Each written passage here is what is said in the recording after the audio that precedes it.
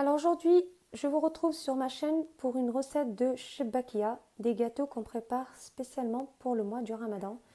Donc par la même occasion, je vous souhaite un très bon mois du Ramadan et je vous laisse suivre la recette en vidéo. Alors pour réaliser la pâte de Chebbakia, j'ai utilisé 500 g de farine, j'ai 60 g de graines de sésame mixées, j'ai une cuillère à café de graines d'anis que j'ai mixé et tamisé. Alors je vais utiliser aussi quelques pistils de safran. J'ai 60 g d'amandes que j'ai émondées et mixées. J'ai 3 perles de gomme arabique que j'ai mixées avec une cuillère à café de sucre et une pincée de sel. J'ai une cuillère à soupe de cannelle en poudre, un sachet de levure chimique. Ensuite, pour tout ce qui est liquide, donc j'ai pris une cuillère à soupe de vinaigre, 60 ml d'huile de tournesol, 60 ml de beurre et 60 ml d'eau, 60 ml d'eau de fleur d'oranger. Voilà donc tous les ingrédients que je vais utiliser pour réaliser la pâte de Chebbakia. Donc pour réaliser la Chebbakia, je vais aussi avoir besoin d'huile de tournesol pour la cuisson, du miel pour tremper mes gâteaux et des graines de sésame pour décorer. Donc là, c'est des graines entières. Ensuite, je vais avoir besoin de ce petit tampon pour découper la pâte. Donc là, c'est vrai que c'est facile. Ça permet aussi d'avoir des gâteaux de même taille. Donc si on n'a pas ce petit appareil, on peut utiliser tout simplement une petite roulette pour découper la pâte. Alors pour commencer, je vais prendre l'eau de fleur d'oranger et je vais diluer les pistils de safran. Donc je vais laisser les pistils diluer.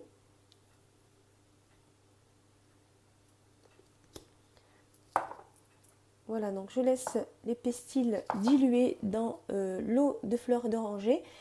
Et en attendant, je vais mettre tout ce qui est liquide de côté. Donc tous les ingrédients liquides, je les mets de côté et je garde les autres. Voilà, comme ceci. Et je vais commencer. Donc je vais commencer par mettre la farine.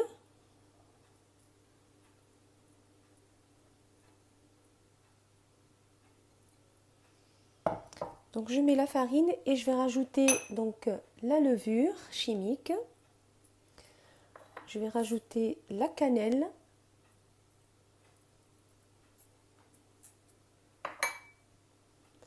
Je vais rajouter le sucre que j'ai moulu avec les perles de gomme arabique et la pointe de sel. Je vais rajouter les graines d'anis que j'ai moulues et tamisées. Je vais rajouter les graines de sésame que j'ai mixées. Ensuite, je vais rajouter la poudre d'amande. Donc là, j'ai les amandes que j'ai moulues.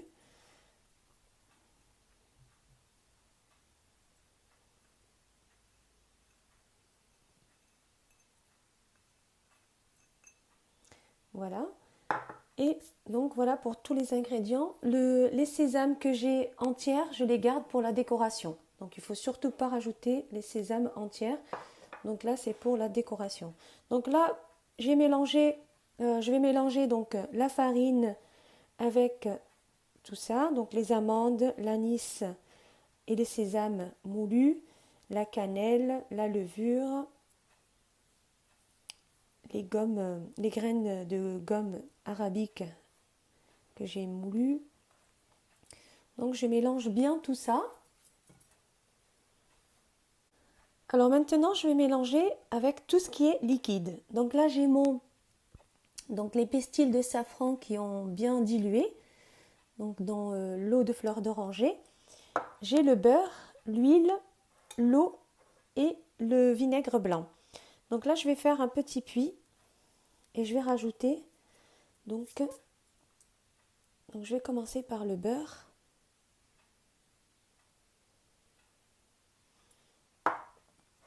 Je vais rajouter l'huile.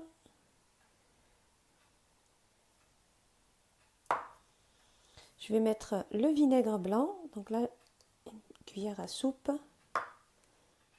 Ensuite, je viens retirer donc les pestils de safran. Je vais garder juste le colorant. Voilà. Et donc là, je vais laisser l'eau pour la fin. Donc je vais déjà commencer par mélanger comme ça pour voir un petit peu la texture de la pâte. Et je rajoute l'eau au fur et à mesure. Donc c'est très important de bien mixer toutes les graines, donc pour éviter ensuite à la pâte de se déchirer.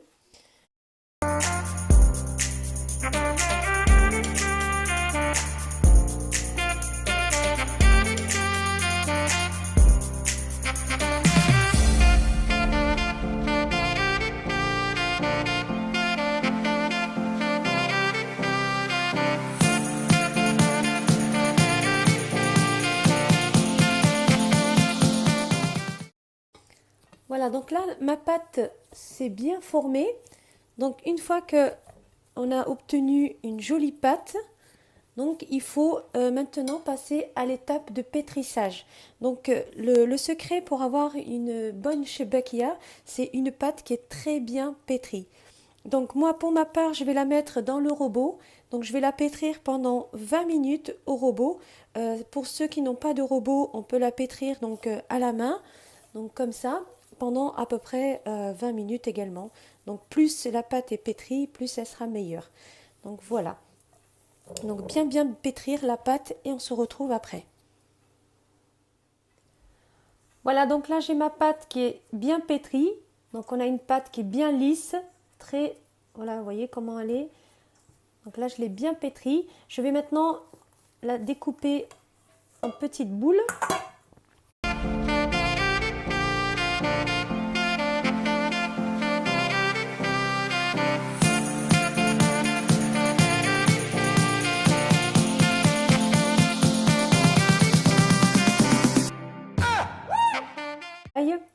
Voilà, donc je prends le rouleau donc à pâtisserie et je vais aplatir les petites pâtes comme ça.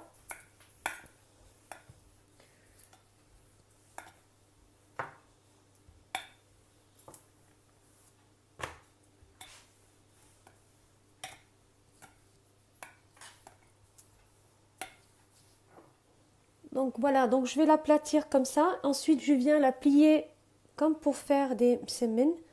Donc je vais faire comme ça.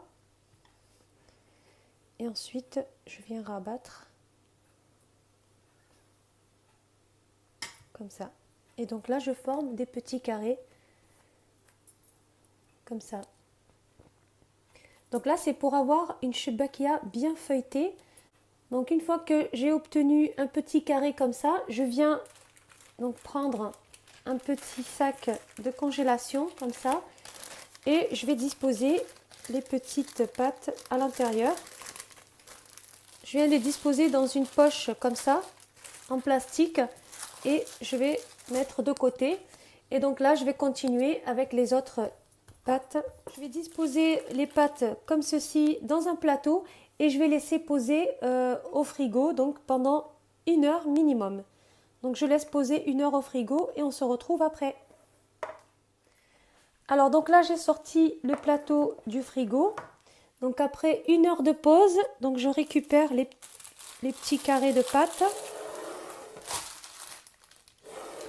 Donc hop.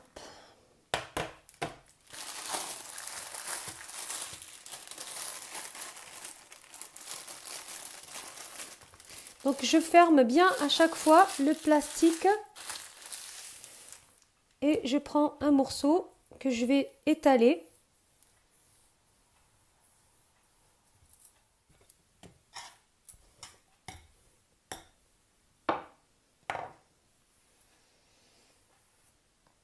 Donc voilà, donc je dois vraiment bien l'étaler. Je dois avoir une pâte très fine. Donc plus la pâte sera fine, plus la shebakia sera croustillante. Maintenant, je vais commencer à la découper. Donc là, j'ai le petit tampon. Donc je vais découper les petits carrés.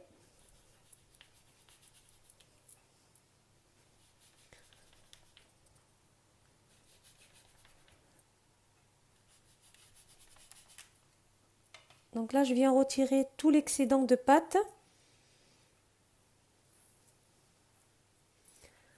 Voilà. Et donc ce que je fais, voilà, je viens bien donc aplatir la pâte là qui me reste. Donc l'excédent de pâte, je l'enroule et je vais de suite le mettre dans le plastique.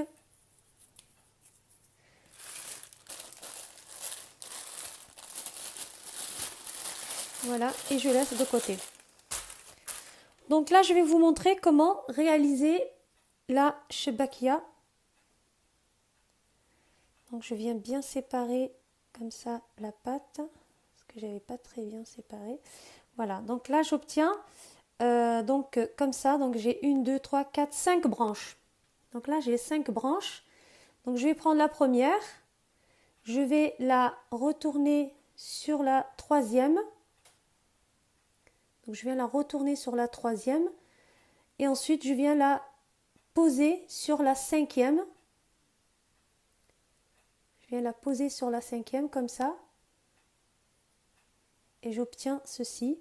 Donc je viens la poser ensuite sur le plan de travail. Je vais arranger avec ma main comme ça et je viens former une petite fleur en pinçant sur les côtés. Je vais couper l'excédent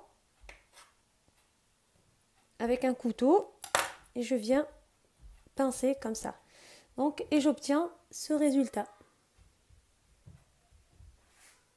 Voilà donc le résultat que je vais obtenir. Donc ça a la forme d'une fleur.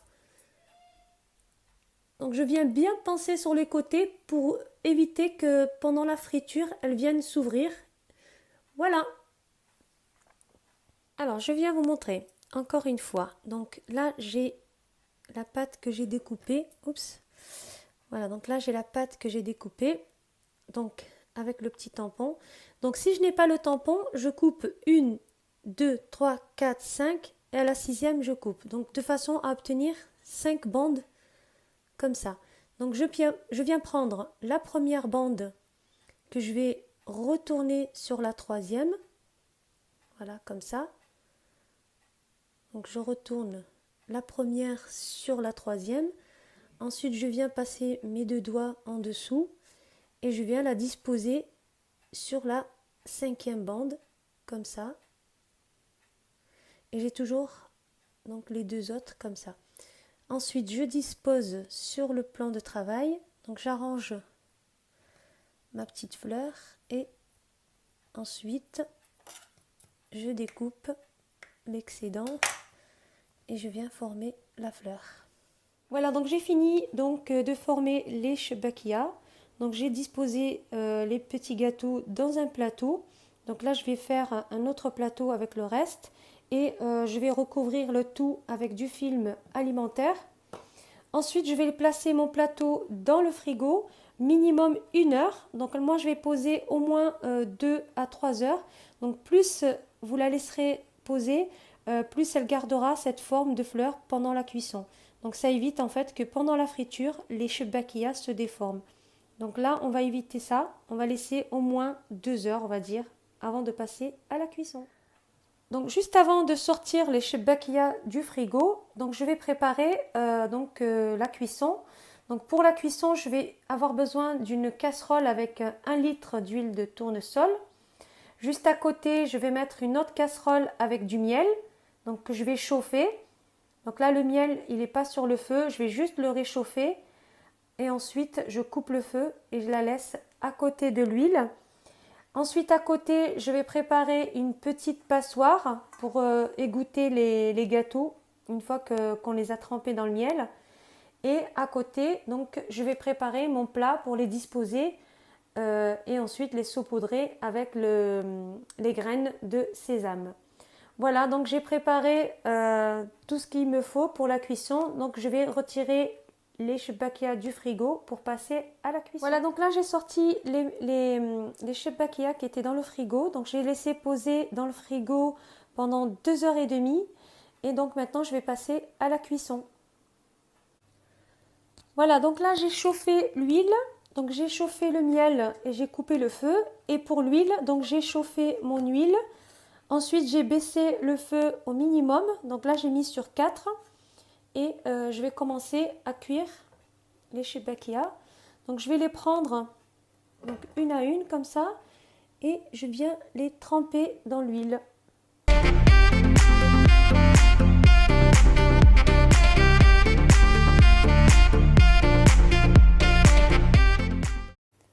Donc là, on peut commencer à les retirer du feu quand on a cette couleur un petit peu dorée. On les retire et on les trempe dans le miel.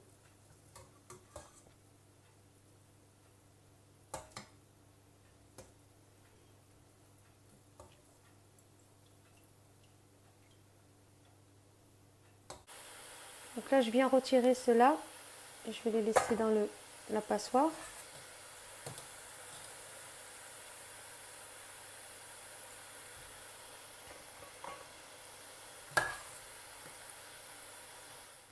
Voilà, donc là, je viens prendre les petits gâteaux que j'ai laissé goûter dans la passoire.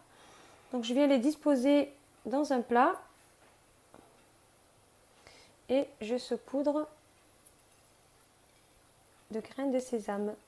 Voilà, et donc je continue comme ça. Voilà, donc j'ai terminé la cuisson de la shebakia. Les gâteaux sont prêts. Ils sont vraiment bien parfumés, très croustillants. Donc c'est vraiment facile à faire, n'hésitez surtout pas. J'espère en tout cas que ça va vous aider et n'oubliez pas de vous abonner à ma chaîne et je vous dis à très bientôt pour d'autres recettes.